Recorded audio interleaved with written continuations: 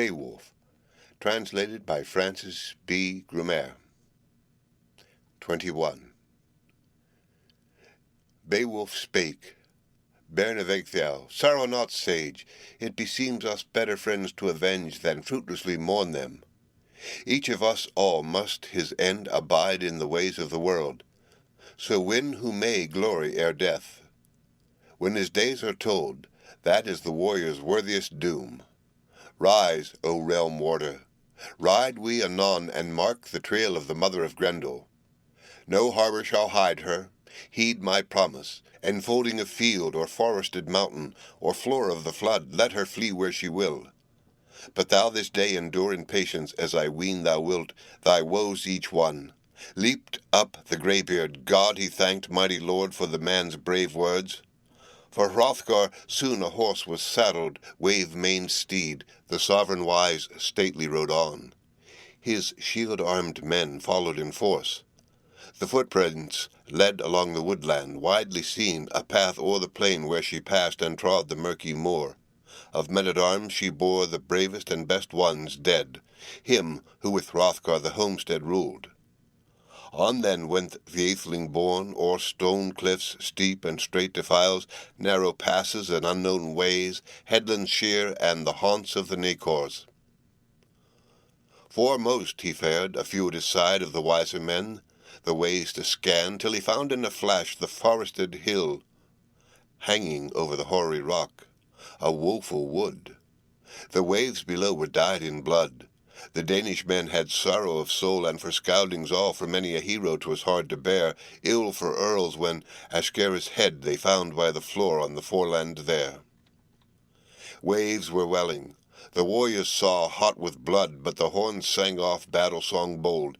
The band sat down and watched on the water worm-like things, sea-dragons strange that sounded the deep, and nicors that lay on the ledge of the ness, such as often essay at hour of morn on the road of sails their ruthless quest, and sea-snakes and monsters, these started away, swollen and savage, that song to hear, that war-horn's blast.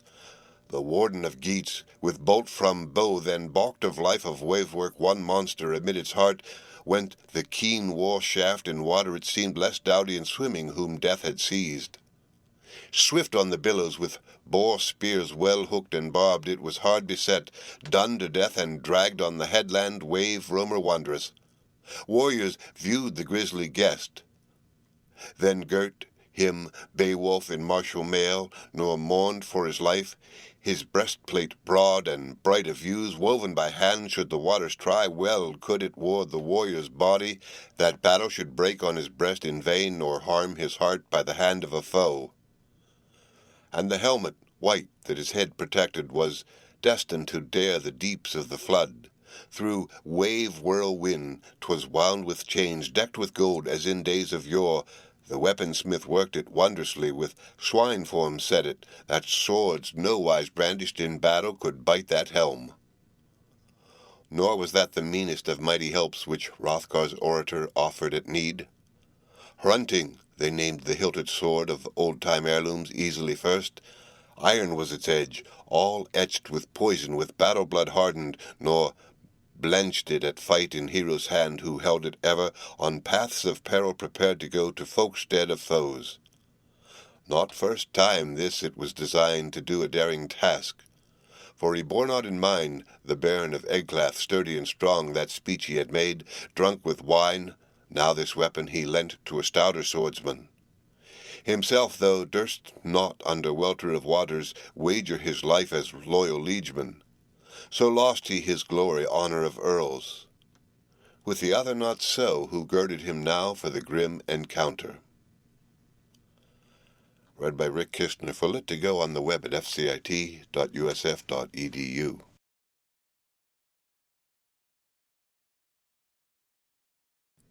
Beowulf, translated by Francis Gummere.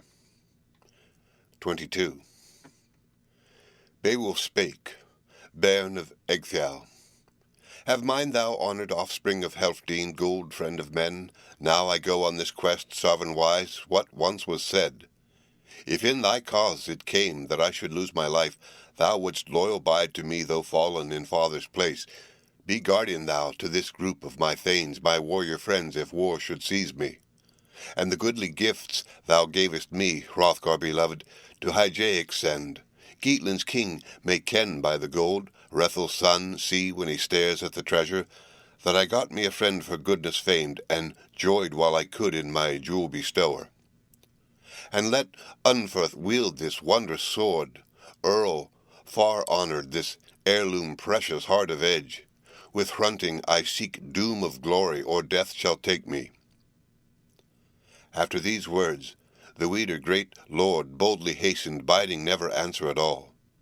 The ocean floods closed o'er the hero, long while of the day fled ere he felt the floor of the sea. Soon found the fiend, who the flood domain sword-hungry held these 100 winters, greedy and grim, that some guest from above, some man was raiding her monster realm. She grasped out for him with grisly claws, and the warrior seized, yet scathed she not his body hale.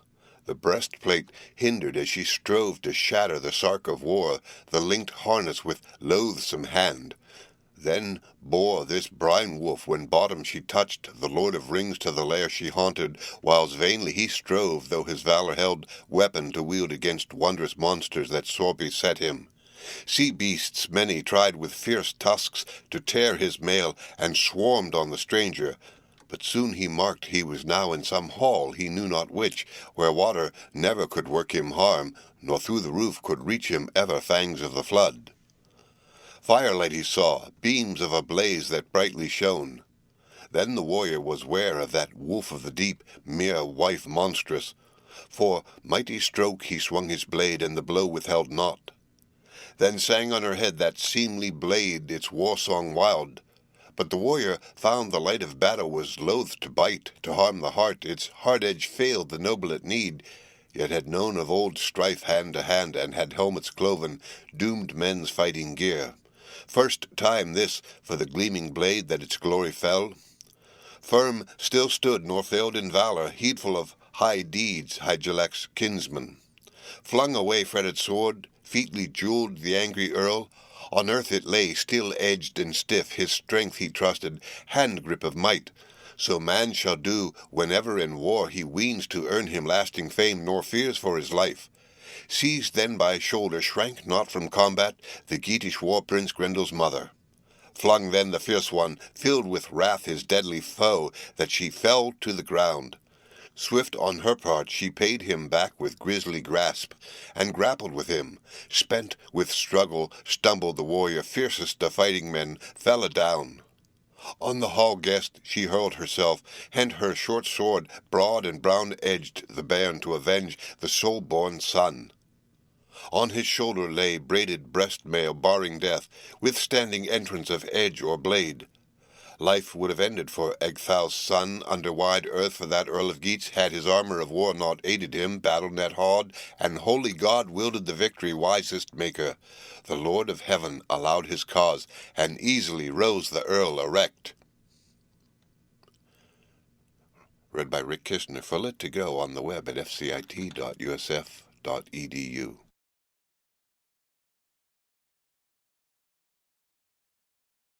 Beowulf. Translated by Francis Gummere. 23. Mid the battle gear saw he a blade triumphant, old sword of Ayrton's, with edge of proof, warrior's heirloom, weapon unmatched. Save only 'twas more than other men to bandy of battle could bear at all, as the giants had wrought it, ready and keen. Seized then its chain-hilt the Scyldings' chieftain, bold in battle grim, brandished the sword reckless of life, and so wrathfully smote that it gripped her neck and grasped her hard, her bone-rings breaking, the blade pierced through that fated one's flesh. To floor she sank, bloody the blade, he was blithe of his deed. Then blazed forth light, 'twas bright within as when from the sky there shines unclouded heaven's candle. The hall he scanned. By the wall then when he his weapon raised, high by its hilts the Hygelac thane, angry and eager. That edge was not useless to the warrior now. He wished with speed Grendel to guerdon for grim raids many, for the war he waged on western Danes, oftener far than an only time, when of Hrothgar's hearth companions he slew in number and sleep devoured 15 men of the folk of Danes, and as many others outward bore his horrible prey. Well paid for that the wrathful prince. For now, prone, he saw Grendel stretched there, spent with war, spoiled of life, so scathed had left him Heorot's battle. The body sprang far when after death it endured the blow, sword stroke savage that severed its head. Soon then saw the sage companions who waited with Hrothgar, watching the flood, that the tossing waters turbid grew, blood-stained the mare. Old men together, hoary-haired, of the hero spake. The warrior would not, they weened, again proud of conquest, come to seek their mighty master. To many it seemed the wolf of the waves had won his life. The 9th hour came. The noble Scoudings left the headland. Homeward went the gold friend of men, but the guests sat on, stared at the surges, sick in heart, and wished, yet weened not, their winsome lord again to see. Now that sword began, from blood of the fight, in battle droppings war-blade to wane. 'Twas a wondrous thing, that all of it melted, as ice is wont when frosty fetters the father loosens, unwinds the wave bonds, wielding all seasons and times. The true God he, nor took from that dwelling the Duke of the Geats, save only the head, and that hilt withal blazoned with jewels. The blade had melted. Burned was the bright sword, her blood was so hot, so poisoned the hell-sprite who perished within there. Soon he was swimming, who safe saw in combat downfall of demons, up dove through the flood. The clashing waters were cleansed now, waste of waves, where the wandering fiend her life-days left and this lapsing world. Swam then to strand the sailor's refuge, sturdy in spirit, of sea booty glad, of burden brave he bore with him. Went then to greet him, and God they thanked, the Thane band choice of their chieftain blithe, that safe and sound they could see him again. Soon from the hardy one helmet and armour deftly they doffed. Now drowsed the mare, water 'neath welkin, with war-blood stained. Forth they fared by the footpaths thence, merry at heart the highways measured, well-known roads. Courageous men carried the head from the cliff by the sea, an arduous task for all the band, the firm in fight, since 4 were needed on the shaft of slaughter, strenuously to bear to the gold hall Grendel's head. So presently to the palace there, foemen fearless, 14 Geats marching came, their master of clan mighty amid them the meadow ways trod. Strode then within the sovereign Thane, fearless in fight, of fame renowned, hardy hero, Hrothgar to greet. And next by the hair into hall was borne Grendel's head, where the henchmen were drinking, an awe to clan and queen alike, a monster of marvel. The men looked on. Read by Rick Kistner for Lit to Go on the web at fcit.usf.edu.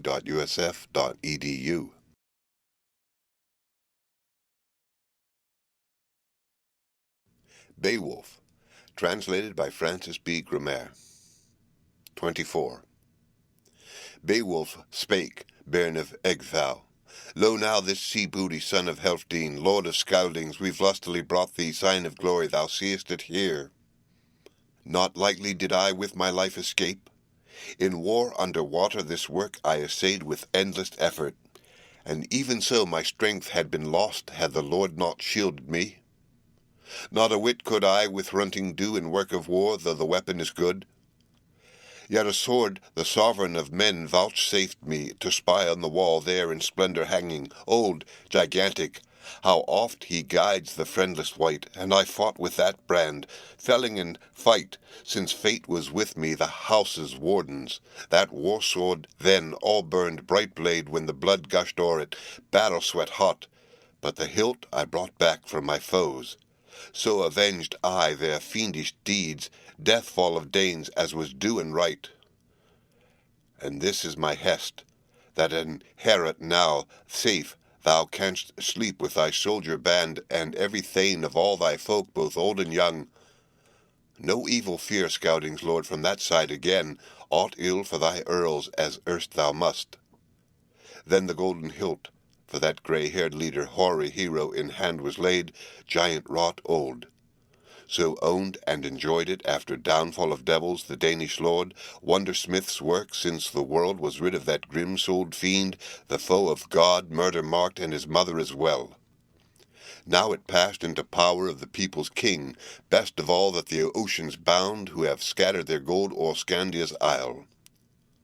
Hrothgar spake, the hilt he viewed, heirloom old, where was etched the rise of that far-off fight when the floods o'erwhelmed raging waves, the race of giants, fearful their fate, a folk estranged from God eternal, whence guerdon due in that waste of waters the wielder paid them.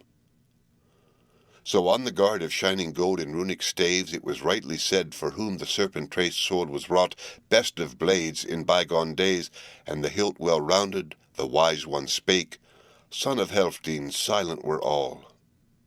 Lo, so may he say who sooth and right follows midfolk of far times mindful, a land-warden old, that this earl belongs to the better breed.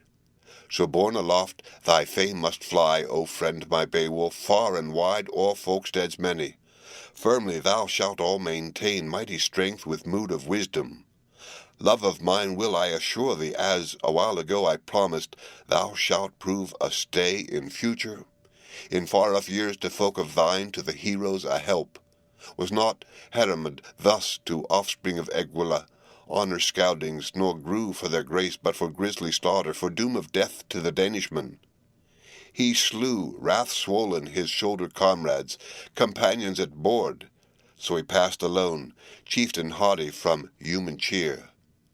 Though him the Maker with might endowed, delights of power, and uplifted high above all men, yet blood-fierce his mind, his breast-hoard grew, no bracelets gave he to Danes as was due. He endured all joyless strain of struggle and stress of woe, long feud with his folk. Here find thy lesson. Of virtue advise thee. This verse I have said for thee, wise from lapsed winters, wondrous seems how to sons of men Almighty God in the strength of his spirit sendeth wisdom, estate, high station. He swayeth all things. Whiles he letteth right lustily fare the heart of the hero of high-born race, in seat ancestral assigns him bliss. His folk's sure fortress in fee to hold puts in his power great parts of the earth, empire so ample that end of it this wanter of wisdom weeneth none. So he waxes in wealth, no wise can harm him illness or age, no evil cares shadow his spirit, no sword hate threaten from ever an enemy. All the world wends at his will, no worse he knoweth, till all within him obstinate pride waxes and wakes, while the warden slumbers, the spirit's sentry. Sleep is too fast which masters his might, and the murderer nears, stealthily shooting the shafts from his bow. Read by Rick Kistner for Lit2Go on the web at fcit.usf.edu.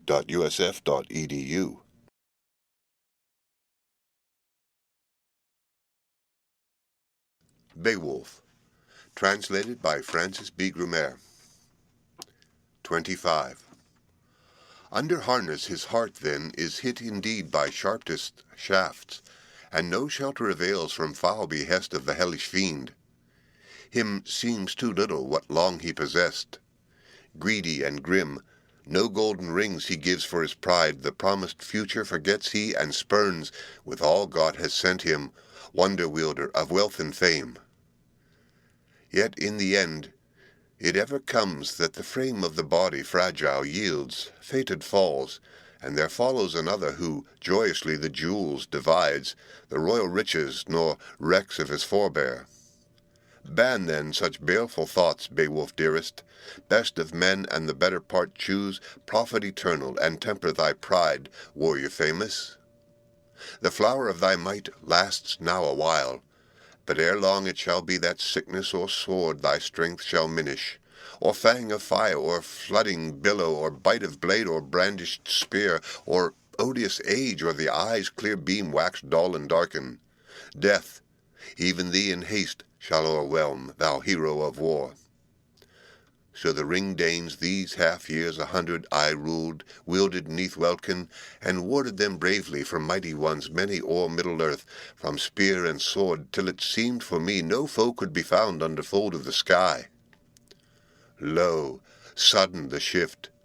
To me, seated secure, came grief for joy, when Grendel began to harry my home, the hellish foe. For those ruthless raids unresting I suffered, heart sorrow heavy. Heaven be thanked, Lord eternal, for life extended, that I on this head, all hewn and bloody after long evil, with eyes may gaze. Go to the bench now. Be glad at banquet, warrior worthy. A wealth of treasure at dawn of day be dealt between us. Glad was the Geats' lord, going betimes to seek his seat as the sage commanded. Afresh as before, for the famed in-battle for the band of the hall was a banquet dight nobly anew. The night helm darkened dusk o'er the drinkers. The doughty ones rose, for the hoary-headed would hasten to rest, age scouting. And eager the Geat shield-fighter sturdy for sleeping yearned. Him, wander-weary, warrior guest from far, a hall thane heralded forth, who by custom courtly cared for all needs of a thane, as in those days warrior wanderers wont to have. So slumbered the stout heart. Stately the hall rose gabled and gilt, where the guest slept on, till a raven black the capture of heaven blithe heart boded. Bright came flying shine after shadow. The swordsman hastened, athelings all were eager homeward forth to fare, and far from thence the great-hearted guest would guide his keel.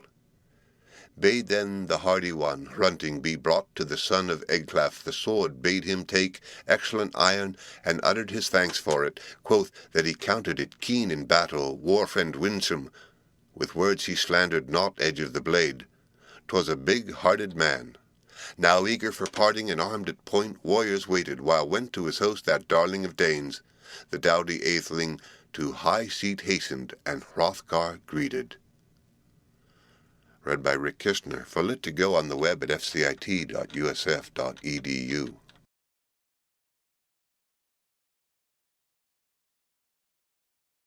Beowulf, translated by Francis Gummere. 26. Beowulf spake, bairn of Ecgthau. Lo, we seafarers say our will far come men, that we fain would seek Hygelac now. We here have found hosts to our heart, thou hast harboured us well. If ever on earth I am able to win me more of thy love, O Lord of men, aught anew than I now have done for work of war, I am willing still. If it come to me ever across the seas that neighbour foemen annoy and fright thee, as they that hate thee erewhile have used, thousands then of thanes I shall bring, heroes to help thee. Of Hygelac I know, ward of his folk, that, though a few his years, the lord of the Geats would give me aid by word and work, that well I may serve thee, wielding the war-wood to win thy triumph, and lending thee might when thou lackest men. If thy Hrethric should come to court of Geats, a sovereign son, he will surely there find his friends. A far-off land each man should visit who vaunts him brave. Him then answering, Hrothgar spake, these words of thine, the wisest God sent to thy soul. No sager counsel from so young in years ere yet have I heard. Thou art strong of main, and in mind art wary, art wise in words. I ween indeed, if ever it hap, that Hrethel's heir by spear be seized, by sword grim battle, by illness or iron, thine elder and lord, people's leader, and life be thine, no seemlier man will the sea Geats find at all to choose for their chief and king, for hoard guard of heroes, if hold thou wilt thy kinsman's kingdom. Thy keen mind pleases me, the longer the better, Beowulf loved. Thou hast brought it about that both our peoples, sons of the Geat and Spear-Dane folk, shall have mutual peace, and from murderous strife, such as once they waged, from war refrain. Long as I rule this realm so wide, let our hordes be common, let heroes with gold each other greet o'er the gannet's bath, and the ringed prow bear o'er rolling waves tokens of love. I trow my landfolk towards friend and foe are firmly joined, and honour thy keep in the olden way. To him in the hall then, Healfdene's son gave treasures 12, and the trust of earls bade him fare with the gifts to his folk beloved, hail to his home, and in haste return. Then kissed the king of kin renowned, Scouding's chieftain, that choicest thane, and fell on his neck. Fast flowed the tears of the hoary-headed. Heavy with winters he had chances twain, but he clung to this, that each should look on the other again, and hear him in hall. Was this hero so dear to him? His breast's wild billows he banned in vain. Safe in his soul a secret longing, locked in his mind, for that loved man burned in his blood.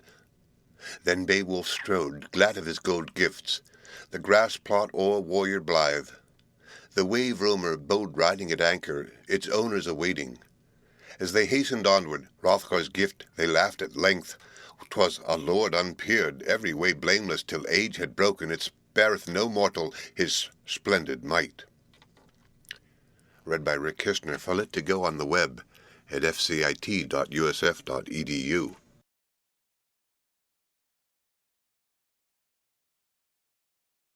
Beowulf, translated by Francis Gummere. 27. Came now to ocean the ever-courageous hardy henchmen, their harness-bearing, woven war-sarks. The warden marked trusty as ever the earl's return. From the height of the hill no hostile words reached the guests as he rode to greet them.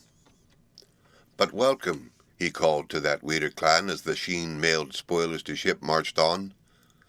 Then on the strand, with steeds and treasure and armour, their roomy and ring-dight ship was heavily laden. High at its mast rose over Hrothgar's hoarded gems. A sword to the boat-guard Beowulf gave, mounted with gold on the mead bench, since he was better esteemed, that blade possessing heirloom old. Their ocean keel boarding, they drove through the deep and Daneland left. A sea-cloth was set, a sail with ropes firm to the mast. The flood timbers moaned, nor did wind over billows that wave-swimmer blow across from her course. The craft sped on. Foam-necked it floated forth o'er the waves, keel-firm bound over briny currents, till they got them sight of the Geatish cliffs, home-known headlands. High the boat, stirred by winds, on the strand updrove.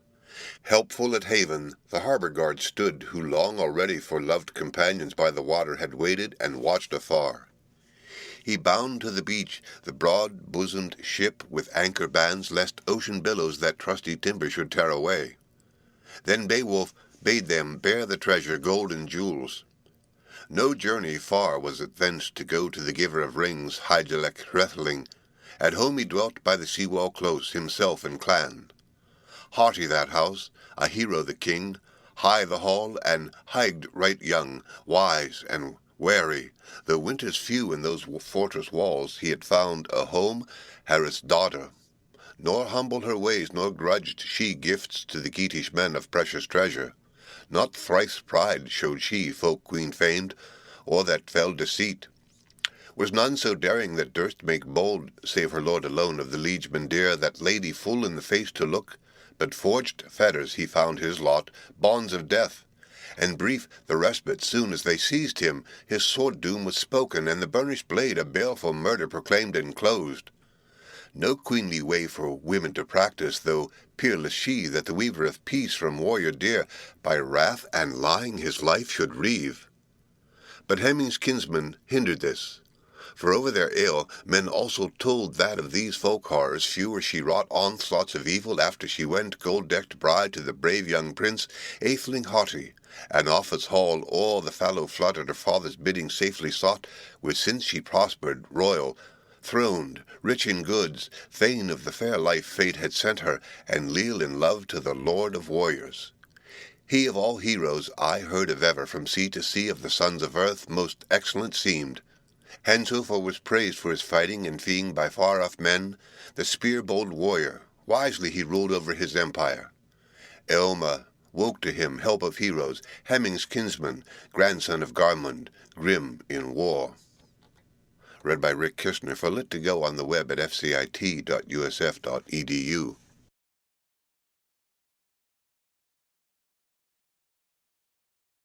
Beowulf, translated by Francis Gummere.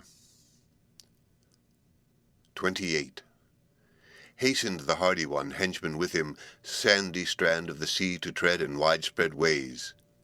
The world's great candle sun shone from south. They strode along with sturdy steps to the spot they knew where the battle-king young, his burg with In, slayer of Ongentheow, shared the ring's shelter of heroes. To Hygelac Beowulf's coming was quickly told, that there in the court the clansman's refuge, the shield companions sound and alive hail from the hero play homeward strode. With haste in the hall by highest order, room for the rovers was readily made. By his sovereign he sat, come safe from battle, kinsman by kinsman. His kindly lord he first had greeted in gracious form with manly words. The mead dispensing came through the high hall. Hereth's daughter, winsome to warriors, wine-cup bore to the hands of the heroes. Hygelac then his comrade fairly with question plied in the lofty hall, sore longing to know what manner of sojourn the sea-geats made. What came of thy quest, my kinsman Beowulf, when thy yearning suddenly swept thee yonder battle to seek o'er the briny sea combat in Heorot? Hrothgar, couldst thou aid at all the honoured chief in his wide-known woes? With waves of care my sad heart seethed. I sore mistrusted my loved one's venture. Long I begged thee by no means to seek that slaughtering monster, but suffer the South Danes to settle their feud themselves with Grendel. Now God be thanked that safe and sound I can see thee now. Beowulf spake, the bairn of Ecgtheow. 'Tis known and unhidden, Hygelac lord, to many men, that meaning of ours, struggle grim between Grendel and me, which we fought on the field where full too many sorrows he wrought for the scalding victors, evils unending. These all I avenged. No boast can be from breed of Grendel any on earth for that uproar at dawn from the longest-lived of the loathsome race in fleshy fold. But first I went Hrothgar to greet in the hall of gifts, where Healfdene's kinsman, high-renowned, soon as my purpose was plain to him, assigned me a seat by his son and heir. The liegemen were lusty. My life-days never such merry men over mead and hall have I heard under heaven. The high-born queen, people's peace-bringer, passed through the hall, cheering the young clansmen, clasps of gold, ere she sought her seat to sundry gave. Oft to the heroes, Hrothgar's daughter, to earls in turn the ale-cup tendered. She whom I heard these hall companions Frowaru name, when fretted gold she proffered the warriors. Promised is she, gold-decked maid, to the glad son of Froda. Sage this seems to the Scauding's friend, kingdom's keeper, he counts it wise this woman to wed, so, and ward off feud, store of slaughter. But seldom ever, when men are slain, does the murder spear sink but briefest, while though the bride be fair. Nor haply will like it the Hethelbard lord, and as little each of his liegemen all, when a thane of the Danes in that doughty throng goes with the lady along their hall, and on him the old-time heirlooms glisten, hard and ring-decked, Hethelbard's treasure, weapons that once they wielded fair, until they lost at the linden play, liegemen, leal, and their lives as well. Then, over the ale, on this heirloom gazing, some ash-wielder old, who has all in mind that spear-death of men, he is stern of mood, heavy at heart, in the hero young tests the temper and tries the soul, and war-hate wakens with words like these. Canst thou not, comrade, ken that sword which to the fray thy father carried in his final feud, neath the fighting mask, dearest of blades, when the Danish slew him, and wielded the war-place on Withergild's fall, after havoc of heroes, those hardy Scaudings? Now the son of a certain slaughtering Dane, proud of his treasure, paces his hall, joys in the killing, and carries the jewel that rightfully ought to be owned by thee. Thus he urges, and eggs him all the time with keenest words, till occasion offers that Frowaru's thane for his father's deed after bite of brand in his blood must slumber, losing his life, but that liegeman flies living away. For the land he kens, and thus be broken on both their sides oaths of the earls, when Ingeld's breast wells with war-hate, and wife-love now after the care billows cooler grows. So I hold not high the Hethelbard's faith due to the Danes, or their during love and pact of peace. But I pass from that, turning to Grendel, O giver of treasure, and saying in full how the flight resulted, hand-fray of heroes, When heaven's jewel had fled o'er far fields, that fierce sprite came, night foe savage, to seek us out, where safe and sound we sentried the hall. To Honskio then was that harassing deadly, his fall there was fated. He first was slain, girded warrior. Grendel on him turned murderous mouth on our mighty kinsman, and all of the brave man's body devoured. Yet none the earlier, empty-handed, would the bloody-toothed murderer, mindful of bale, outward go from the gold-decked hall. But me he attacked in his terror of might, with greedy hand grasped me. A glove hung by him wide and wondrous, wound with bands, and in artful wise it all was wrought by devilish craft of dragon skins. Me therein, an innocent man, the fiendish foe was fain to thrust with many another. He might not so when I all angrily upright stood. 'Twere long to relate how that land destroyer I paid in kind for his cruel deeds, yet there, my prince, this people of thine got fame by my fighting. He fled away, and a little space his life preserved, but there stayed behind him his stronger hand, left in Heorot. Heartsick thence on the floor of the ocean that outcast fell. Me for this struggle the Scounding's friend paid in plenty, with plates of gold, with many a treasure, when morn had come, and we all at the banquet board sat down. Then was song and glee. The grey-haired Scounding, much tested, told of the times of yore. Whilst the hero his harp bestirred would of delight, now lays he chanted of soothe and sadness, or set aright legends of wonder, the wide-hearted king, or for years of his youth he would yearn at times for strength of old struggles, now stricken with age, hoary hero. His heart surged full when, wise with winters, he wailed their flight. Thus in the hall the whole of that day at ease we feasted, till fell o'er earth another night. Anon, full ready in greed of vengeance, Grendel's mother set forth all doleful. Dead was her son through war-hate of Weders. Now, woman monstrous with fury, fell a foeman she slew, avenged her offspring. From Aesgir old loyal counsellor life was gone. Nor might they e'en when morning broke, those Danish people, their death-done comrade, burn with brands, on bale fire lay the man they mourned. Under mountain stream she had carried the corpse with cruel hands. For Hrothgar that was the heaviest sorrow of all that had laden the lord of his folk. The leader then by thy life besought me, sad was his soul, in the sea waves coiled to play the hero, and hazard my being for glory of prowess. My guerdon he pledged.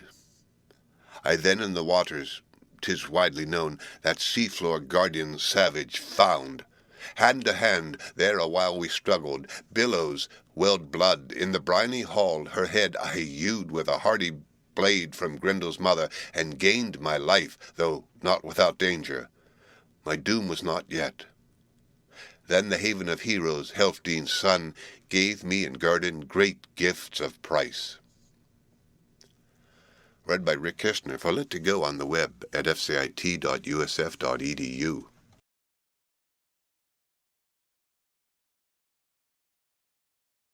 Beowulf, translated by Francis Gummere.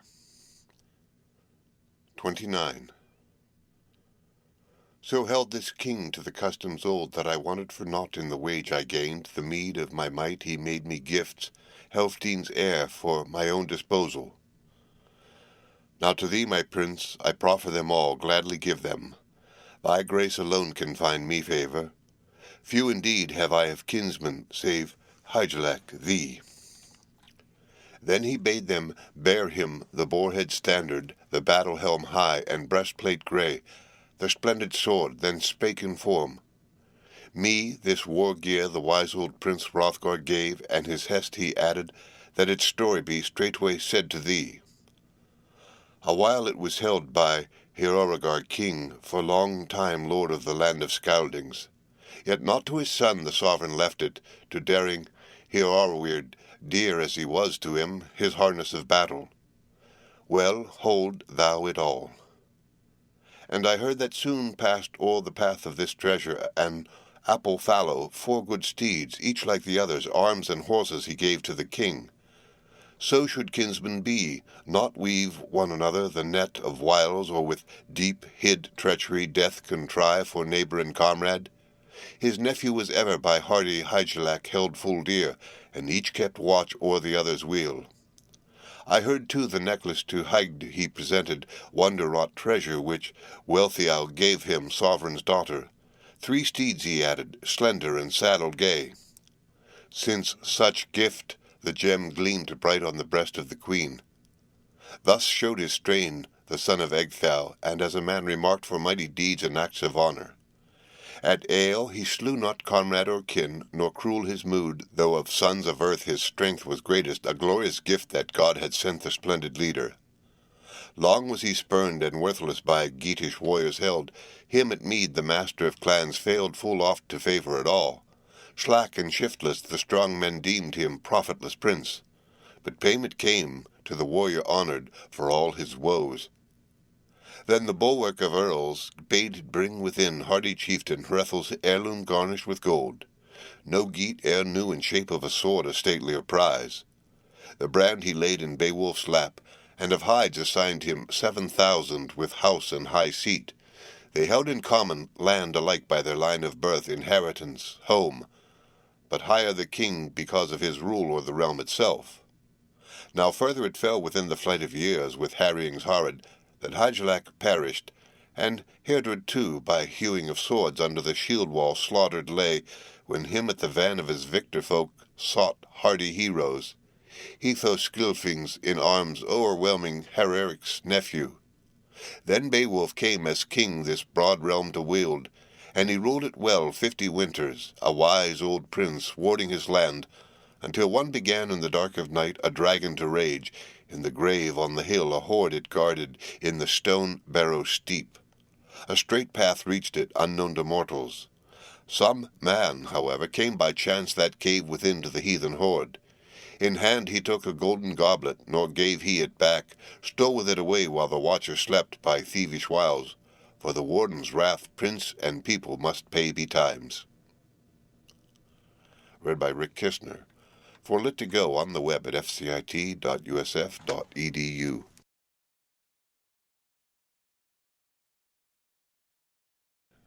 Beowulf, translated by Francis Gummere. 30. That way he went with no will of his own, in danger of life to the dragon's hoard, but for pressure of peril some prince's thane. He fled in fear the fatal scourge, seeking shelter, a sinful man, and entered in. At the awful sight tottered that guest, and terror seized him. Yet the wretched fugitive rallied anon from fright and fear ere he fled away, and took the cup from that treasure hoard. Of such besides there was store enough, heirlooms old, the earth below, which some earl forgotten in ancient years left the last of his lofty race heedfully there had hidden away dearest treasure. For death of yore had hurried all hence, and he alone left to live, the last of the clan, weeping his friends, yet wished to bide, warding the treasure, his one delight, though brief his respite.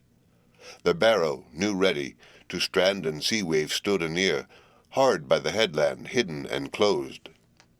There laid within it his lordly heirlooms, and heaped hoard of heavy gold that warden of rings. Few words he spake. Now hold thou, earth, since heroes may not what earls have owned. Lo, erst from thee brave men brought it, but battle death seized, and cruel killing my clansmen all robbed them of life and a liegeman's joys. None have I left to lift the sword, or to cleanse the carven cup of price beaker bright. My brave are gone, and the helmet hard, all haughty with gold, shall part from its plating. Polishers sleep, who could brighten and burnish the battle mask, and those weeds of war that were wont to brave over bicker of shields the bite of steel rust with their bearer.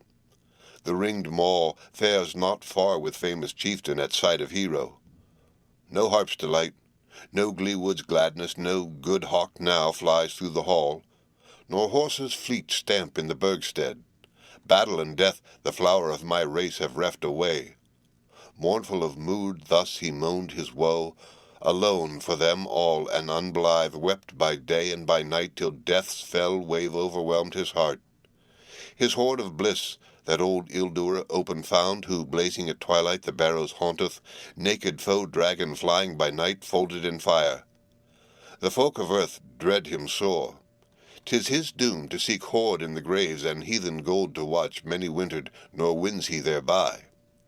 Powerful this plague of the people thus held the house of the hoard in earth 300 winters, till one aroused wrath in his breast, to the ruler bearing that costly cup, and the king implored for bond of peace.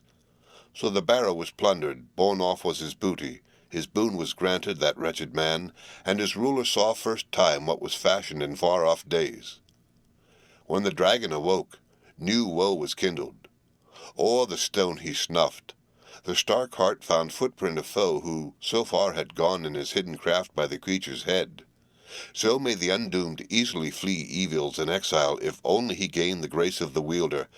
That warden of gold o'er the ground went seeking, greedy to find the man who wrought him such wrong in sleep. Savage and burning, the barrow he circled all without, nor was any there, none in the waste, yet war he desired, was eager for battle. The barrow he entered, sought the cup, and discovered soon that some one of the mortals had searched his treasure, his lordly gold. The guardian waited, ill-enduring, till evening came. Boiling with wrath was the barrow's keeper, and fain with flame the foe to pay for the dear cup's loss. Now day was fled, as the worm had wished. By its wall no more was it glad to bide, but burning flew folded in flame, a fearful beginning for sons of the soil, and soon it came in the doom of their lord to a dreadful end. Read by Rick Kistner for Lit to Go on the web at fcit.usf.edu.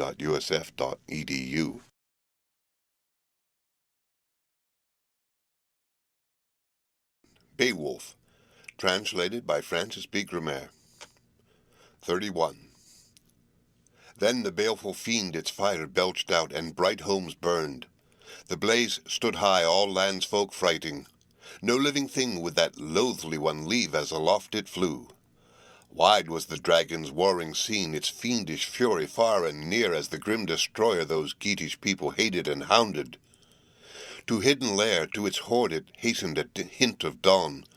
Folk of the land it had lapped in flame with bale and brand. In its barrow it trusted, its battling and bulwarks that boast was vain. To Beowulf then the bale was told quickly and truly. The king's own home, of buildings the best, in brand waves melted that gift throne of Geats. To the good old man, sad in heart, 'twas heaviest sorrow. The sage assumed that as sovereign God he had angered, breaking ancient law, and embittered the Lord. His breast within with black thoughts welled, as his wont was never. The folk's own fastness that fiery dragon with flame had destroyed, and the stronghold all washed by waves. But the warlike king, prince of the Weders, plotted vengeance. Warrior's bulwark he bade them work all of iron, the earl's commander a war-shield wondrous. Well he knew that forest wood against fire were worthless, Linden could aid not. Atheling brave, he was fated to finish this fleeting life, his days on earth, and the dragon with him, though long it had watched o'er the wealth of the hoard. Shame, he reckoned it, sharer of rings, to follow the flyer afar with a host, a broad-flung band, nor the battle feared he, nor deemed he dreadful the dragon's warring, its vigour and valour. Ventures desperate he had passed a-plenty, and perils of war contest crash, since, conqueror proud, Hrothgar's hall he had wholly purged, and in grapple had killed the kin of Grendel, loathsome breed. Not least was that of hand-to-hand fights, where Hygelac fell, when the ruler of Geats in rush of battle, lord of his folk in the Frisian land, son of Hrethel, by sword drafts died, by brands down-beaten. Thence Beowulf fled, through strength of himself and his swimming power, though alone, and his arms were laden with 30 coats of mail when he came to the sea. Nor yet might Hetwaris haughtily boast their craft of contest, who carried against him shields to the fight. But few escaped from strife with the hero to seek their homes. Then swam over ocean Ecgtheow's son, lonely and sorrowful, seeking his land, where Hygd made him offer of hoard and realm, rings and royal seat, reckoning not the strength of her son to save their kingdom from hostile hordes after Hygelac's death. No sooner for this could the stricken ones in any wise move that Aetheling's mind over young Heardred's head as lord and ruler of all the realm to be. Yet the hero upheld him with helpful words, aided in honour till, older grown, he wielded the Weder Geats. Wandering exiles sought him o'er seas, the sons of Ohtere, who had spurned the sway of the Scythling's helmet. The bravest and best that broke the rings in Swedish land of the Sea King's line, haughty hero. Hence Heardred's end, for shelter he gave them, sword death came, the blade's fell blow to bairn of Hygelac. But the son of Ongenthau sought again house and home when Heardred fell, leaving Beowulf, lord of Geats and Gift-Seat's master, a good king he. Read by Rick Kistner for Let to Go on the web at fcit.usf.edu.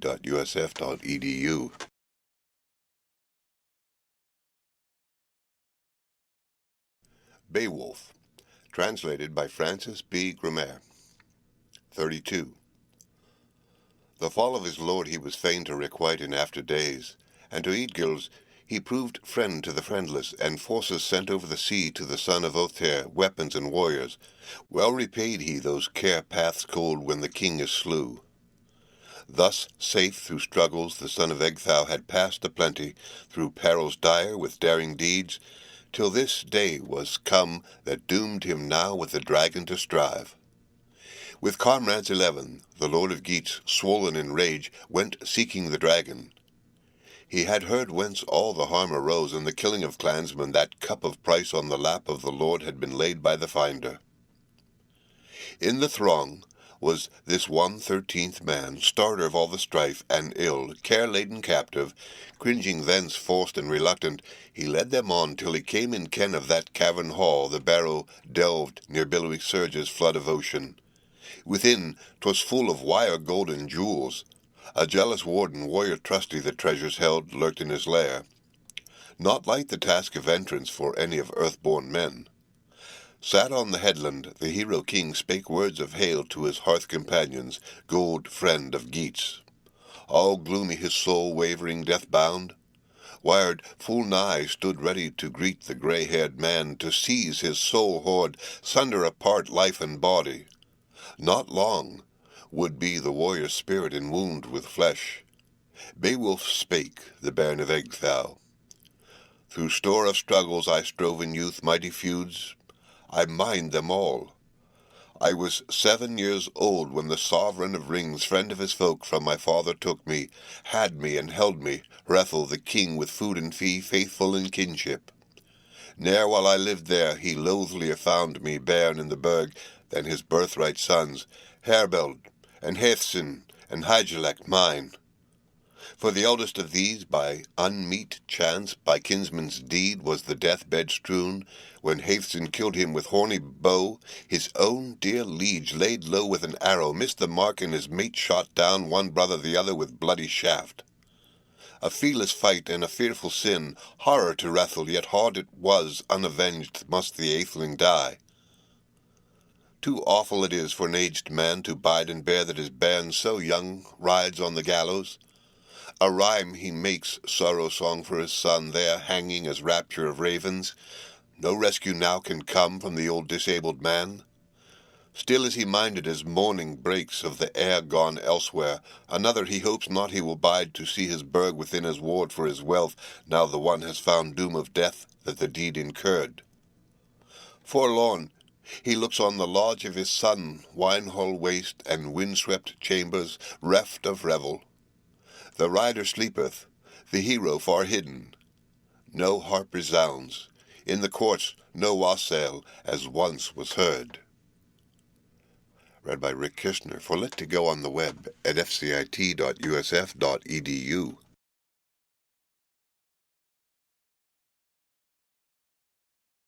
Beowulf, translated by Francis Gummere. 33. Then he goes to his chamber, a grief-song chants alone for his lost. Too large all seems, homestead and house, so the helmet of Weder's hid in his heart for Herbild waves of woe. No way could he take to avenge on the slayer slaughter so foul, nor e'en could he harass that hero at all with loathing deed, though he loved him not. And so for the sorrow his soul endured, men's gladness he gave up, and God's light chose. Lands and cities he left his sons, as the wealthy do when he went from earth. There was strife and struggle twixt Swede and Geat o'er the width of waters. War arose, hard battle horror, when Hrethel died, and Ongethal's offspring grew strife keen, bold, nor brooked o'er the seas pact of peace, but pushed their hosts to harass and hatred by Hres Nabihor. Men of my folk, for that feud had vengeance, for woeful war 'tis widely known, though one of them bought it with blood of his heart, a bargain hard. For Hethson proved fatal that fray, for the first of Geats. At morn I heard was the murderer killed by kinsman for kinsman with clash of sword, when Ongethal met Eofor there. Wide split the war helm, wan he felt, hoary stifling, the hand that smote him a feud was mindful nor flinched from the death blow. For all that, he gave me my gleaming sword, repaid him at war such power I wielded for lordly treasure, with land he entrusted me, homestead and house. He had no need from Swedish realm, or from Spear-Dane folk, or from men of the gifts, to get him help. Some warrior worse for wage to buy. Ever I fought in the front of all, soul to the fore, and so shall I fight while I bide in life, and this blade shall last that, early and late hath loyal proved since for my doughtiness. Dagran fell, slain by my hand, the Hugid's champion. Nor fared he thence to the Frisian king with the booty back and breast adornments. But slain in struggle that standard-bearer fell, atheling brave. Not with blade was he slain, but his bones were broken by brawny grip, his heart-waves stilled. The sword-edge now, hard blade in my hand, for the horde shall strive. Beowulf spake, and a battle vow made his last of all. I have lived through many wars in my youth, now once again old folk defender, feud will I seek, do doughty deeds, if the dark destroyer forth from his cavern come to fight me. Then hailed he the helmeted heroes all, for the last time greeting his liegemen dear, comrades of war. I should carry no weapon, no sword to the serpent, if sure I knew how with such enemy else my vows I could gain as I did in Grendel's day. But fire in this fight I must fear me now, and poisonous breath, so I bring with me breastplate and board. From the barrow's keeper no footbreadth flee I. One fight shall end our war by the wall, as where de lots, all mankind's master. My mood is bold, but forbears to boast o'er this battling flyer. Now abide by the barrow, ye breastplate mailed, ye heroes in harness, which of us twain better from battle rush bear his wounds. Wait ye the finish. The fight is not yours, nor meet for any but me alone to measure might with this monster here and play the hero. Hardily I shall win that wealth, or war shall seize cruel killing your king and lord. Up stood then with shield the sturdy champion, stayed by the strength of his single manhood, and hardy neath helmet his harness bore under cleft of the cliffs no coward's path. Soon spied by the wall that warrior chief, survivor of many a victory field where foemen fought with furious clashlings, an arch of stone, and within a stream that broke from the barrow. The brooklet's wave was hot with fire. The horde that way he never could hope unharmed to near, or endure those deeps for the dragon's flame. Then let from his breast, for he burst with rage, the Weder great prince a word outgo, stormed the stark heart, stern went ringing, and clear his cry neath the cliff rocks grey. The horde guard heard a human voice. His rage was enkindled. No respite now for pact of peace. The poisoned breath of that foul worm first came forth from the cave, hot reek of fight. The rocks resounded. Stout by the stone way his shield he raised, lord of the Geats, against the loathed one.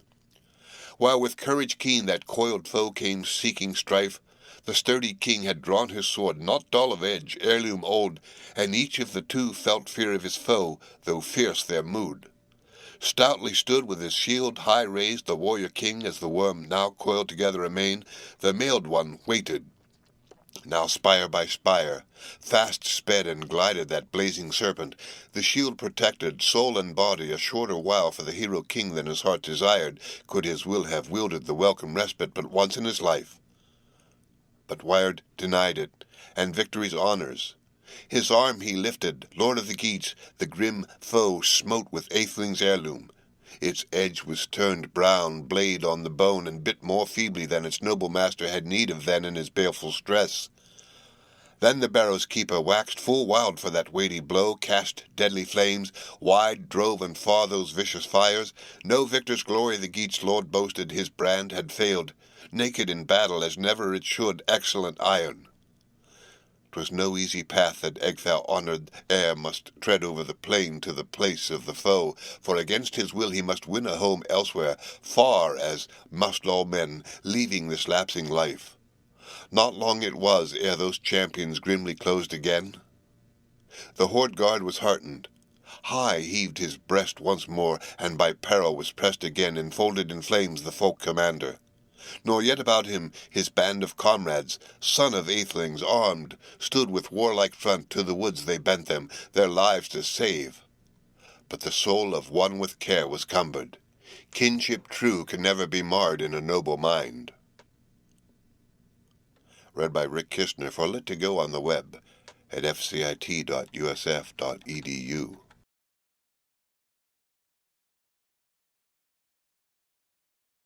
Beowulf, translated by Francis Gummere. 34. Wiglaf his name was, Wostan's son, Lindenthane loved, the lord of Scythlings, Alfhere's kinsman. His king he now saw with heat under helmet hard oppressed. He minded the prizes his prince had given him, wealthy seat of the Wegmundling line, and folk rights that his father owned. Not long he lingered. The linden yellow his shield he seized, the old sword he drew. As heirloom of Eanmund earth-dwellers knew it, he who was slain by the sword-edged son of Oter, friendless exile erst in fray, killed by Wostan, who won for his kin brown-bright helmet, breastplate ringed, old sword of Eoten's, Onela's gift, weeds of war of the warrior Thane, battle-gear brave, though a brother's child had been felled, the feud was unfelt by Onela. For winters this war-gear Wostan kept, breastplate and board, till his bairn had grown, earlship to earn as the old sire did. Then he gave him mid Geats the gear of battle, portion huge, when he passed from life fared aged forth. For the first time now with his leader lord the liegeman young was bidden to share the shock of battle. Neither softened his soul nor the sire's bequest weakened in war. So the worm found out when once in fight the foes had met. Wiglaf spake, and his words were sage. Sad in spirit he said to his comrades, I remember the time when mead we took, what promise we made to this prince of ours in the banquet hall, to our breaker of rings, for gear of combat to give him requital, for hand, sword, and helmet, if hap should bring stress of this sort. Himself who chose us from all his army to aid him now, urged us to glory, and gave these treasures because he counted us keen with a spear, and hardy neath helm. Though this hero work our leader hoped unhelped and alone to finish for us, folk defender, who hath got him glory greater than all men for daring deeds. Now the day is come that our noble master has need of the might of warrior stout. Let us stride along the hero to help while the heart is about him glowing and grim. For God is my witness, I am far more fain the fire should seize along with my lord these limbs of mine. Unsuiting it seems our shields to bear homeward hence, save here we essay to fell the foe and defend the life of the Weder's lord. I wot 'twere shame on the law of our land if alone the king out of Geatish warriors woe endured and sank in the struggle. My sword and helmet, breastplate and board, for us both shall serve. Through slaughter reek strode he to succour his chieftain, his battle helm bore, and brief words spake. Beowulf, dearest, do all bravely, as in youthful days of yore thou vowedst that while life should last thou wouldst let no wise thy glory droop. Now great in deeds, Atheling steadfast, with all thy strength shield thy life. I will stand to help thee. At the words the worm came once again, murderous monster, mad with rage, with fire billows flaming its foes to seek, the hated men. In heat waves burned that board to the boss, and the breastplate failed to shelter at all the spear Thane young. Yet quickly under his kinsman's shield went eager the earl, since his own was now all burned by the blaze. The bold king again had mind of his glory, with might his glaive was driven into the dragon's head. Blow nerved by hate, but Nagling was shivered, broken in battle was Beowulf's sword, old and grey. 'Twas granted him not that ever the edge of iron at all could help him at strife. Too strong was his hand, so the tale is told, and he tried too far with strength of stroke. All swords he wielded, though sturdy their steel, they steadied him not. Then for the third time fought on its feud that folk-destroyer fire-dread dragon, and rushed on the hero where room allowed. Battle-grim burning, its bitter teeth closed on his neck, and covered him with waves of blood from his breast that welled. Read by Rick Kistner. For Lit to Go on the web at fcit.usf.edu.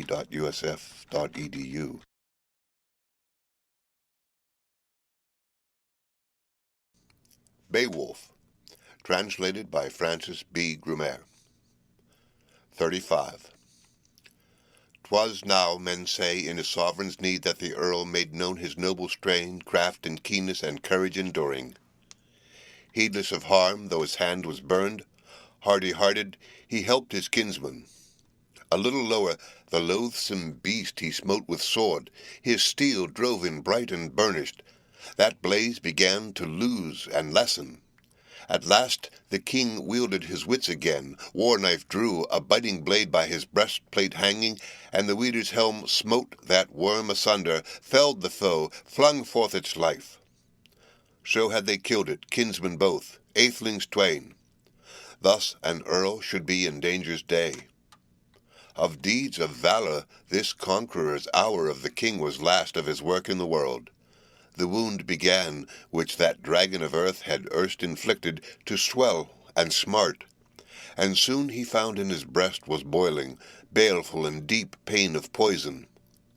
The prince walked on, wise in his thought, to the wall of rock, then sat and stared at the structure of giants, where arch of stone and steadfast column upheld forever that hall in earth.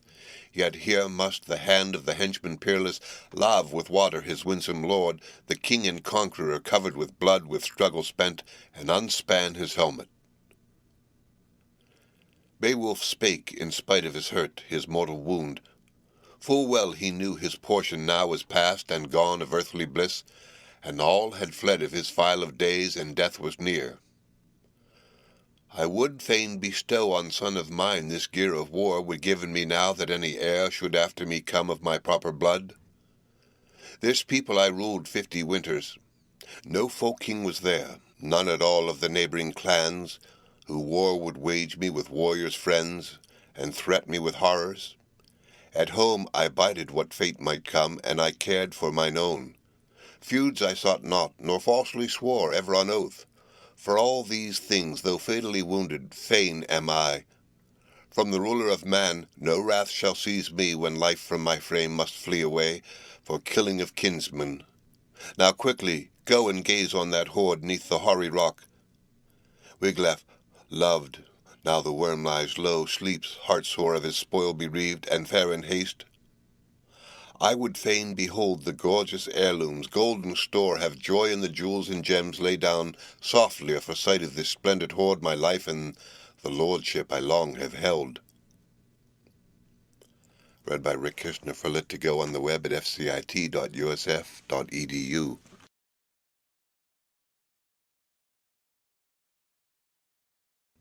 Beowulf, translated by Francis Gummere. 36. I have heard that swiftly the son of Wulfstan, at wish and word of his wounded king, war-sick warrior, woven mail-coat, battle-sark, borne neath the barrow's roof. Then the clansman, keen of conquest proud, passing the seat, saw store of jewels and glistening gold the ground along. By the wall were marvels, and many a vessel in the den of the dragon, the dawn-flyer old, unburnished bowls of bygone men reft of richness, rusty helms of the olden age, and arm-rings many wondrously woven. Such wealth of gold, booty from barrow, can burden with pride each human wight, let him hide it who will.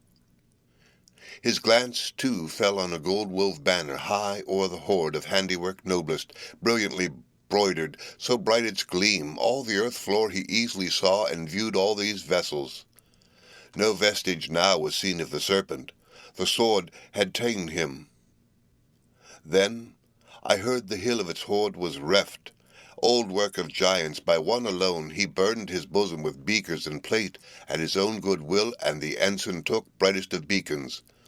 The blade of his lord, its edge was iron, had injured deep one that guarded the golden hoard many a year, and its murder fire spread hot round the barrow in horror billows at midnight hour, till it met its doom. Hastened the herald, the hoard so spurred him his track to retrace, he was troubled by doubt, high-souled hero, if haply he'd find alive, where he left him, the lord of Weders, weakening fast by the wall of the cave. So he carried the load. His lord and king he found all bleeding, famous chief at the lapse of life. The liegeman again splashed him with water, till point of word broke through the breast hoard. Beowulf spake, sage and sad, as he stared at the gold. For the golden treasure to God my thanks, to the wielder of wonders with words I say, for what I behold to heaven's Lord, for the grace that I give such gifts to my folk, or ever the day of my death be run. Now I've bartered here for booty of treasure the last of my life. So look ye well to the needs of my land. No longer I tarry. A barrow bid ye the battle-fanned raise for my ashes.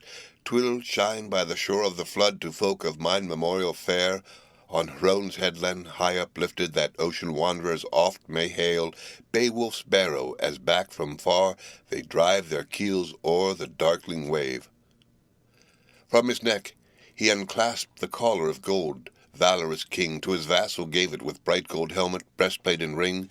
To the youthful thane bade him use them in joy. Thou art end and remnant of all our race, the Wagbunding name, for Wyrd hath swept them all my line to the land of doom, earls in their glory. I after them go.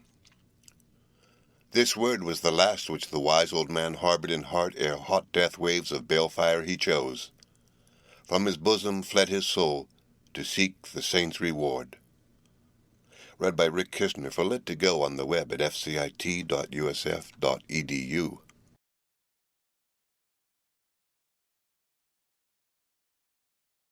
Beowulf, translated by Francis Gummere. 37. It was heavy hap for that hero young on his lord beloved to look and find him lying on earth with life at end, sorrowful sight. But the slayer too, awful earth-dragon, empty of breath, lay felled in fight, nor fain of its treasure could the writhing monster rule it more. For edges of iron had ended its days, hard and battle-sharp, hammers leaving, and that flyer afar had fallen to ground, hushed by its hurt, its hoard all near, no longer lusty aloft to whirl at midnight, making its merriment seen, proud of its prizes. Prone it sank by the handiwork of the hero king. Forsooth, among folk but few achieve, though sturdy and strong, as stories tell me, and never so daring in deed of valour the perilous breath of a poisoned foe to brave, and to rush on the ring-board hall wherever his watch the warden keeps bold in the barrow. Beowulf paid the price of death for that precious hoard, and each of the foes had found the end of this fleeting life. Befell ere long that the laggards in war the wood had left, trough-breakers, cowards, 10 together, fearing before to flourish a spear in the sore distress of their sovereign lord. Now in their shame their shields they carried, armour of fight, where the old man lay, and they gazed on Wiglaf. Wearied, he sat at his sovereign's shoulder, shieldsman good, to wake him with water. Nowise it availed, though well he wished it.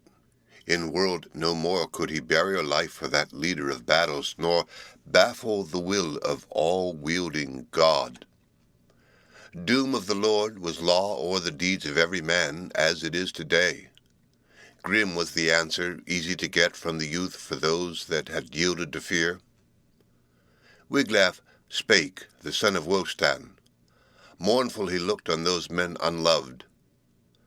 Who sooth will speak can say indeed that the ruler who gave you golden rings and the harness of war in which ye stand, for he at ale-bench oftentimes bestowed on hall-folk helm and breastplate, lord to liegemen, the likeliest gear which near of far he could find to give, threw away and wasted these weeds of battle on men who failed when the foemen came.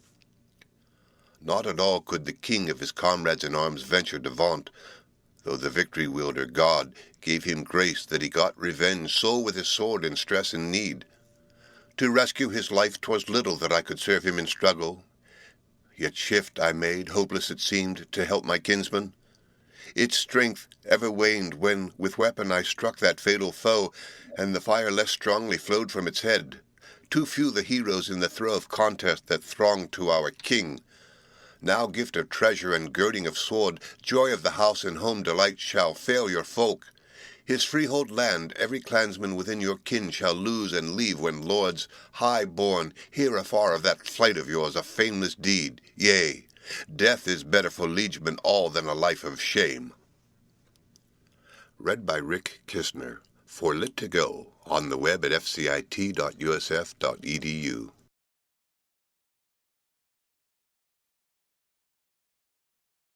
Beowulf, translated by Francis Gummere. 38.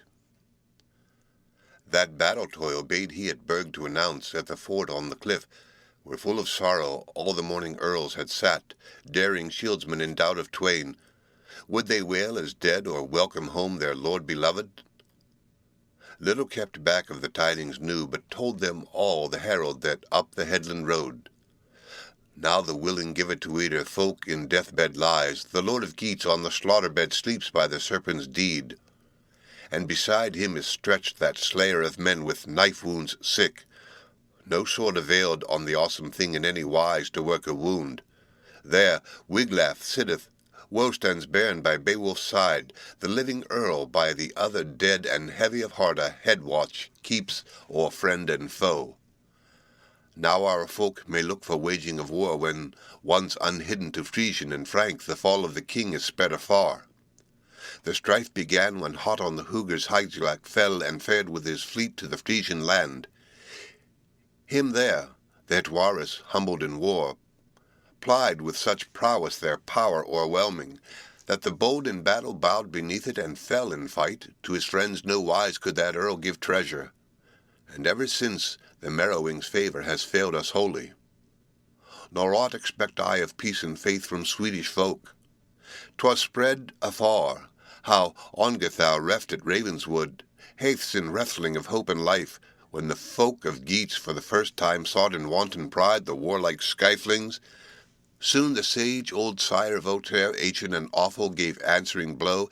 The sea-king he slew, and his spouse redeemed, his good wife rescued, though robbed of her gold, mother of Ohtere and Onela. Then he followed his foes, who fled before him, sore beset and stole their way, bereft of a ruler to Ravenswood. With his host he besieged there what swords had left, the weary and wounded.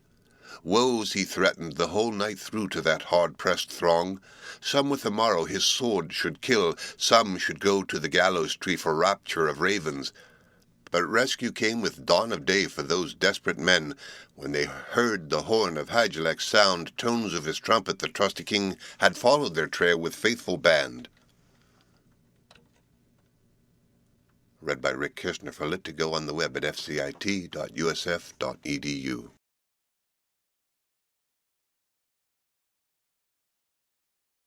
Beowulf, translated by Francis Gummere. 39. The bloody swath of Swedes and Geats and the storm of their strife were seen afar, how folk against folk the fight had wakened. The ancient king with his atheling band sought his citadel, sorrowing much. Ongathau, earl, went up to his burg. He had tested Hygelac's hardihood. The proud one's prowess would prove it no longer, defied no more those fighting wanderers, nor hoped from the seamen to save his hoard, his bairn and his bride. So he bent him again, old to his earth walls.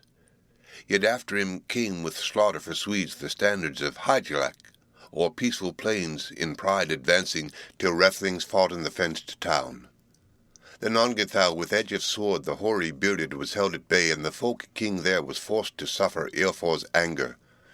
In ire at the king, Wolf Waldreding with weapon struck, and the chieftain's blood for that blow in streams flowed neath his hair. No fear felt he, stout old Skyfling, but straightway repaid in better bargain that bitter stroke, and faced his foe with full intent. Nor swift enough was the son of Wonred answer to render the aged chief. Too soon on his head the helm was cloven, blood bedecked he bowed to earth and fell adown. Not doomed was he yet, and well he waxed, though the wound was sore.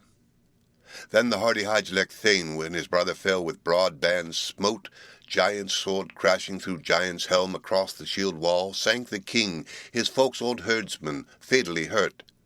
There were many to bind the brother's wounds and lift him fast, as fate allowed his people to wield the place of war. But Beowulf took from Ongenthal, earl from other, the iron breastplate, hard sword hilted and helmet too, and the whole chief's harness to Hygelac carried, who took the trappings and truly promised rich fee midfolk, and fulfilled it so. For that grim strife gave the Geatish lord Hrethel's offspring, when home he came to Beowulf and Wulf, a wealth of treasure. Each of them had 100,000 in land and linked rings, nor at less price reckoned mid-earth men such mighty deeds. And to Beowulf he gave his only daughter in pledge of grace, the pride of his home. Such is the feud, the foeman's rage, death-hate of men. So I deem it sure that the Swedish folk will seek us home for this fall of their friends, the fighting Skalflings. When once they learn that our warrior leader lifeless lies, who land and hoard ever defended from all his foes, furthered his folk's weal, finished his course, a hardy hero. Now haste is best, that we go to gaze on our Geatish lord, and bear the bountiful breaker of rings to the funeral pyre. No fragments merely shall burn with the warrior, wealth of jewels, gold untold and gained in terror, treasure at last with his life obtained, all of that booty the brands shall take, fire shall eat it. No earl must carry memorial jewel, no maiden fair shall wreathe her neck with noble ring. Nay, sad in spirit and shorn of her gold, oft shall she pass o'er paths of exile. Now our Lord all laughter has laid aside, all mirth and revel. Many a spear morning cold shall be clasped amain, lifted aloft, nor shall note of harp those warriors wake, but the wan-hued raven, fain o'er the fallen, his feast shall praise and boast to the eagle, how bravely he ate when he and the wolf were wasting the slain. So he told his sorrowful tidings, and little he lied, the loyal man of word or of work. The warriors rose sad. They climbed to the cliff of eagles, went, welling with tears, the wonder to view. Found on the sand there, stretched at rest, their lifeless lord, who had lavished rings of old upon them. Ending day had dawned on the doughty one. Death had seized in woeful slaughter the Weders' king. There saw they, besides, the strangest being, loathsome, lying their leader near, prone on the field. The fiery dragon, fearful fiend with flame, was scorched. Reckoned by feet, it was 50 measures in length as it lay. Aloft erewhile it had revelled by night, and anon came back, seeking its den. Now in death's sure clutch it had come to the end of its earth-hall joys. By it there stood the stoups and jars, dishes lay there, and dear-decked swords eaten with rust, as on earth's lap resting. 1,000 winters they waited there. For all that heritage huge, that gold of bygone men, was bound by a spell, so the treasure's hall could not be touched by none of humankind, save that heaven's king, God himself, might give him whom he would, helper of heroes, the hoard to open. Even such a man as seemed to him meet. Read by Rick Kishner, for Lit to Go on the web at fcit.usf.edu.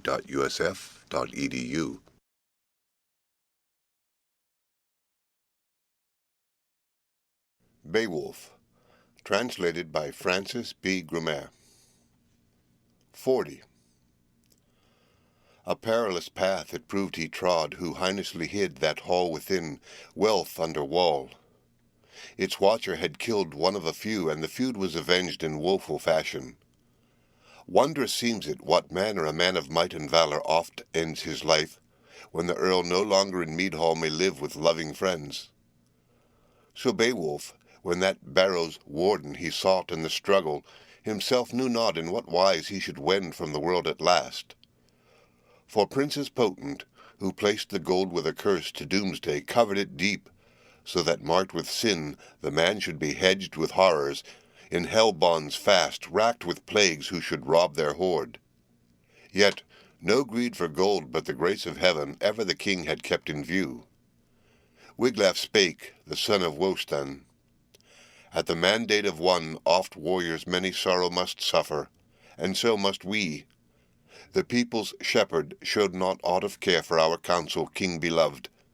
That guardian of gold he should grapple not, urged we, but let him lie where he long had been in his earth hall waiting the end of the world, the hest of heaven. This hoard is ours, but grievously gotten, too grim the fate which thither carried our king and lord. I was within there, and all I viewed, the chambered treasure, when chance allowed me, and my path was made in no pleasant wise, under the earth wall. Eager, I seized such heap from the hoard as hands could bear, and hurriedly carried it hither back to my liege and lord. Alive was he still wielding his wits. The wise old man spake much in his sorrow, and sent you greetings, and bade that ye build, when he breathed no more, on the place of his bale fire a barrow high, memorial mighty. Of men was he worthiest warrior wide earth o'er, the while he had joy of his jewels and burg. Let us set out in haste now, the second time, to see and search this store of treasure, these wall-hid wonders, the way I show you, where gathered near, ye may gaze your fill at broad golden rings. Let the bier soon made be all in order when out we come, our king and captain to carry thither, man beloved, where long he shall bide safe in the shelter of sovereign God. Then the Baird of Wostan bade command hardy chief to heroes many that owed their homesteads hither to bring firewood from far, or the folk they ruled for the famed one's funeral. Fire shall devour and wan flames feed on the fearless warrior, who oft stood stout in the iron shower when, sped from the string a storm of arrows, shot o'er the shield wall the shaft held firm, featly feathered followed the barb. And now the sage young son of Wostan, 7 chose of the chieftain's thanes, the best he found, that band within, and went with these warriors, 1 of 8, under hostile roof. In hand, one bore a lighted torch and led the way. No lots they cast for keeping the hoard when once the warriors saw it in hall, altogether without a guardian lying there lost.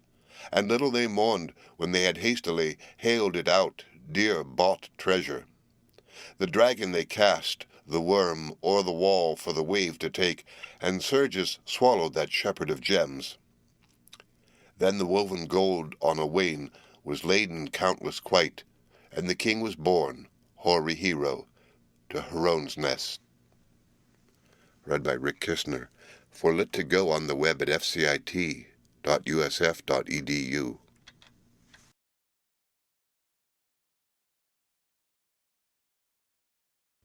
Beowulf. Translated by Francis Gummere. 41. Then fashioned for him the folk of Geats firm on the earth a funeral pile, and hung it with helmets and harness of war and breastplates bright, as the boon he asked. And they laid amid it the mighty chieftain, heroes mourning their master dear. Then on the hill, that hugest of bale fires, the warriors wakened. Wood smoke rose black over blaze, and blent was the roar of flame with weeping. The wind was still, till the fire had broken the frame of bones hot at the heart. In heavy mood their misery moaned they, their master's death. Wailing her woe, the widow old her hair upbound for Beowulf's death sung in her sorrow, and said full oft she dreaded the doleful days to come, death's enow, and doom of battle and shame. The smoke by the sky was devoured. The folks of the Weders fashioned there on the headland a barrow broad and high, by ocean-farers far descried. In 10 days' time their toil had raised it, the battle-brave's beacon, round brands of the pyre wall they built, the worthiest ever that wit could prompt in their wisest men. They placed in the barrow that precious booty, the rounds and the rings they had reft erewhile, hardy heroes from hoard and cave, trusting the ground with treasure of earls, gold in the earth, wherever it lies, useless to men as of yore it was. Then about that barrow the battle-keen rode, atheling-born, a band of 12, lament, to make to mourn their king, chant their dirge, and their chieftain honor. They praised his earlship, his acts of prowess worthily witnessed, and well it is that men their master friend mightily laud, heartily love, when hence he goes from life in the body forlorn away. Thus made their mourning the men of Geatland, for their hero's passing.